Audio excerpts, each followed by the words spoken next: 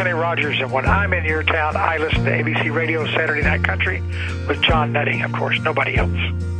In a bar in Toledo, across from the depot, on a bar stool she took off her ring.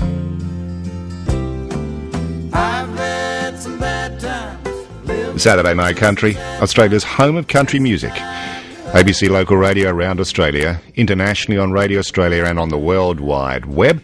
And we welcome back to Australia. He's here to perform. We'll tell you where you can see and hear him. He's in Newcastle at the Entertainment Centre tonight in New South Wales. Kenny Rogers, welcome back to Australia. Thank you, John. I come every 10 years just like clockwork. You do, and I remember 10 years ago we did have a chat about that, and there's a few things I want to remember with you. But, you've been 50 years in the business of show. Right. You still, I make the assumption, enjoy immensely your work on stage. What's driving you at this age? I mean, you're 70 now.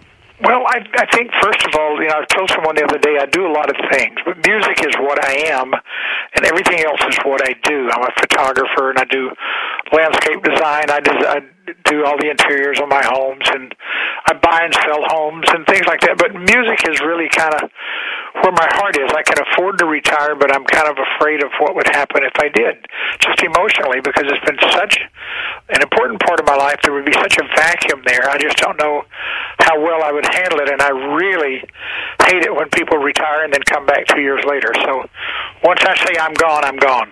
Okay, so it's that base which has given you those opportunities to do all those other things that you just mentioned there, isn't it? It's that constant with you. Yeah, and I think success in one field gives you the opportunity to experiment at a very high level in other fields. When I wanted to do movies, I didn't have to go beg for parts. So they surrounded me with some good actors, and it really made me look as good as I could look, and that's all I asked, was just to not let me embarrass myself. So, but there are a lot of side products to being successful. So with that constancy of music, you did mention about not leaving the stage. This is what you do all the time. Have you been at a point though when you've been away from performing long enough to feel that vacuum and experience what it's like? I've never been away. I mean, I work 150 days a year every day, and I have for the last 50 years. I mean, I used to work weekends, and then I would work a long Christmas tour. And now I work, I work just solidly. I come down here for about 18 days. I go home, I have 8 days off, and I start my Christmas tour. So it's just that's the rhythm that I've always had. And we love it because, you've got so many fans worldwide and, of course, here in Australia. And tonight, as I said, you're at Newcastle there as part of the tour. And last night, you were in Brisbane at the River State, a very successful show. So with all that back catalogue of songs, we came into this chat hearing Lucille, which, when you left First Edition, that was really, after one song, that was the song that really put you as an individual into the country music world and then further from that. Are you still doing all those songs in the show, those big hits? Yeah, I mean, I do. Those are great weapons to have. I do Ruby, Don't Take Your Love to Town, and I've actually just recently found a piece of film of the First Edition singing Just Dropped In to see what condition my condition was in, and I show that on the stage. It is really funny.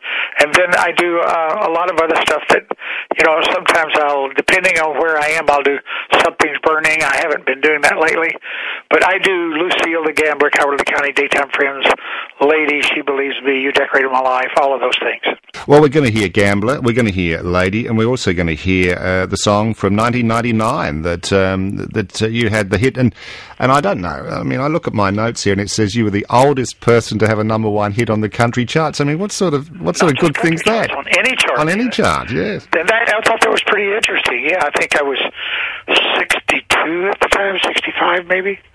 And it was, Buy Me a Rose is the record that was the number one record in the country charts.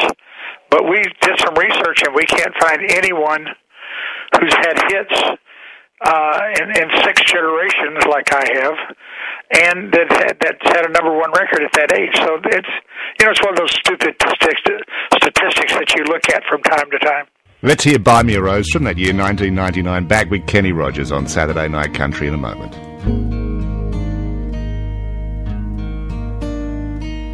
He works hard to give her all he thinks she wants.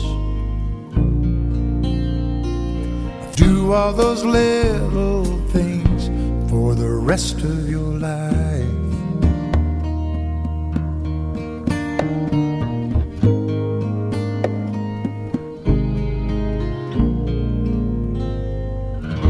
Saturday Night Country, Australia's home of country music, ABC Local Radio, Radio Australia, the World Wide Web, and in Newcastle. Tonight at the Entertainment Centre, he's with us, Kenny Rogers. He's on tour, and we heard that song that came from 1999. You mentioned earlier about the first edition. I mean, the band was Kenny Rogers in the first edition. I was thinking before we had this chat, briefly, Kenny, what's happened with all those people in that band? Did they go on and have musical careers?